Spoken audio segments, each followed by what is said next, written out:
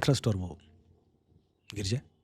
अभी रिसेंटली एक GPS spoofing हुआ था बिल्कुल, दिल्ली एयरपोर्ट पर। सो जीपीएस सिस्टम नेपाल में भी। ये बोल रहे थे नेपाल में भी, क्या मतलब नेपाल ने भी अलर्ट इशू कर दिया था। दिल्ली मुंबई की फ्लाइटें अफेक्ट हो रही थी। तो ये होता क्या पहले समझते हैं। हाँ। देखिए जीपीएस सिग्नल 3 तरीके से वही CIA ट्रायज है। हम्म।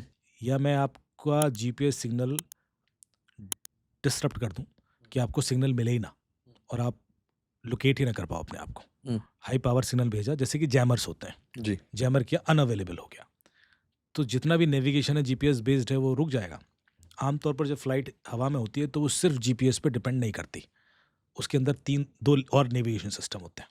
एक नेविगेशन सिस्टम होता है जो हिस्टोरिकल डेटा उसके पास है, उसके बेस पर भी वो नेविगेट कर सकता है। और एक और असिस्टेड नेविगेशन होता है, जिसके बेस पर यदि लाइव जीपीएस उसको नहीं मिल रहा है वो तब भी अपना ट्रैक पकड़ सकता है, वो डिसओरिएंटेड नहीं होगा। लेकिन कॉन्फिडेंस तो गिरता ही है एकदम से। तो ऐसा पहले भी हुआ कि ईरान के ऊपर से एक फ्लाइंग जोन है जिसके ऊपर से कुछ फ्लाइट जाती थी और उनको जीपीएस सिग्नल मिलना बंद हो जाता था। तो उन्होंने कंप्लेन किया, तो पता पड़ा वहाँ पे कोई टेस्टिंग चल रही थी जिसकी वजह से ऐसा होता था। तो फिर वहाँ से फ्लाइट रीरूट की गई। ये पहले भी हुआ है। अभी इंडिया में एयरपोर्ट पर अचानक ऐसा देखा गया कि जीपीएस सिग्नल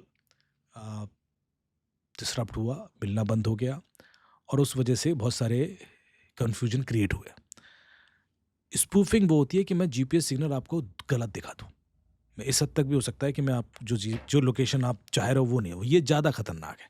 नहीं मिलने में तो आप तो ये करता कौन है, मतलब कोई ना कोई अटैक ही होता है। अच्छा वो अटैक ही था। ऐसे अपने आप मैंने स्पूफ नहीं हो सकता। जैसे कि मैं कहूँ कॉल स्पूफिंग, मैं आपके नंबर से किसी को कॉल कर रहा हूँ, this is called call spoofing. मैं आपकी ईमेल से किसी को ईमेल कर रहा हूँ, this is called email spoofing. मैं आपकी लोकेशन चेंज करके कोई दूसरी लोकेशन दिखा देता हूँ, this is called GPS spoofing. तो स्पूफिंग इज कि मैं चेंज करके रियली दिख रहा है वो, लेकिन आप इग्नोर नहीं कर पाओगे और यदि आपने उस पर कॉल ले लिया तो आप गए। तो यदि आपका बंद होता है जीपीएस तो एक बार फिर भी बच सकते हो, because you may go for another 2 options. पर रियल टाइम में मिल रहा है वो गलत मिल रहा है और आपने उस पर कॉल ले लिया टेक ऑफ या लैंडिंग का, तो आप गए। तो बार बार ये ना मैप रिलीज होते हैं हाँ जी।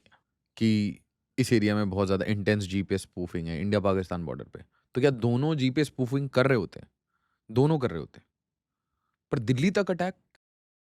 दिल्ली तक नहीं, वो तो डेफिनेटली जीपीएस स्पूफिंग रिमोटली नहीं हो पाती है। उसके लिए उस एरिया के आसपास ही कोई उन्होंने सिस्टम सेटअप किया हुआ है definitely.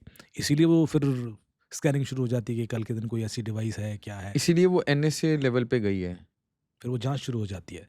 Investigation has gone to NSA. हाँ, इनफैक्ट पूरी गाइडलाइन निकाली गई उसके बाद।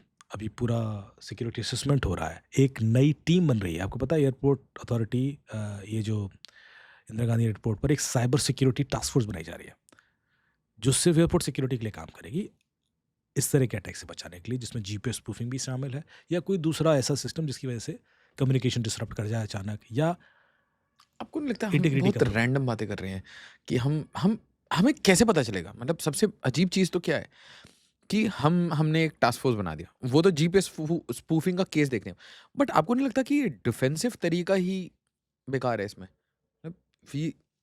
दे know our vulnerability, they will attack, we will defend. ये तो सही बात है, बट हमें ये थोड़ी ना पता अगला अटैक कैसा होगा।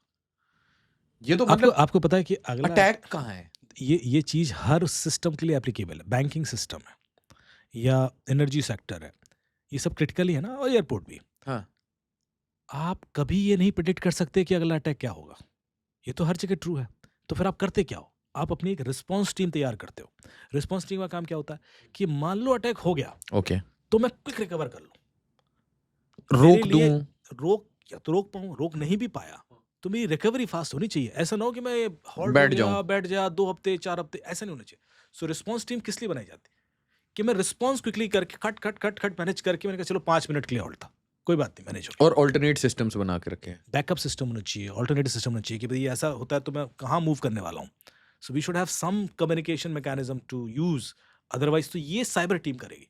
ओके ओके ओके भाई वो ओके। उस तरह की रिडंडेंसी क्रिएट कर देगी सिस्टम में कि यदि मेन सिस्टम अटैक भी होता है तो मेरे पास एक बैकअप सिस्टम है, hmm. I can quickly switch to that. हम्म।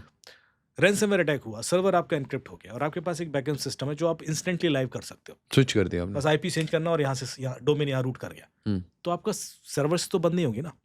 जब तक आप वहाँ पर इन्वेस्टिगेशन रिकवरी चलाओगे तब तक आपका एक बैकअप सिस्टम चल रहा है। इस तरह के मैकेनिज्म प्लेस करने का काम होता है। ये डिफेंस हो गया सर, ऑल्टरनेट डेवलप करना हो गया। तो ये तो हमारा एक डिफेंसिव पोस्चर हो गया। अटैकिंग पोस्चर क्या होगा? मतलब let's say this actually attacking happens. Postures, banking system है या इन लोगों का काम ही नहीं अटैक करना। हम रादर इस तरह के अटैक करते हैं, इसको बोलते हैं रेड टीमिंग, कि हम खुद ही हैकर हायर करते हैं और हैकर से कहते हैं हमारे सिस्टम पे अटैक करो और देखो यदि कुछ कर सकते हो। इसको बोलते हैं red teeming system, red teeming assessment. अब वो हैकर बग बाउंटी प्रोग्राम के थ्रू आ रहे हैं कि कोई भी बग निकाल के देगा तुम उसको अवार्ड देंगे 1 मिलियन का, इसका 200K का। या फिर हमने क्लोज ग्रुप हैकर्स इनवाइट किए, एक रूम में बिठाए, मैंने कहा 4 दिन लगे रहो आप, वो ताबड़तोड़ हर चीज़ ट्राई करेंगे, सोशल इंजीनियरिंग से लेकर टेक्निकल वल्नरेबिलिटीज तक। इवेंचुअली उन्हें कुछ मिल जाएगा तो बताएंगे, उस बेस पे आप पैसे देना और चले जाएंगे। इस तरह के टेस्ट रेगुलर चलते हैं। सो हर बैंक, हर इस तरह की ऑर्गेनाइजेशन हैकर हायर करती है। वो हैकर इसलिए हायर होते हैं कि आप खुद अपने सिस्टम को एक रियल हैकर पर्सपेक्टिव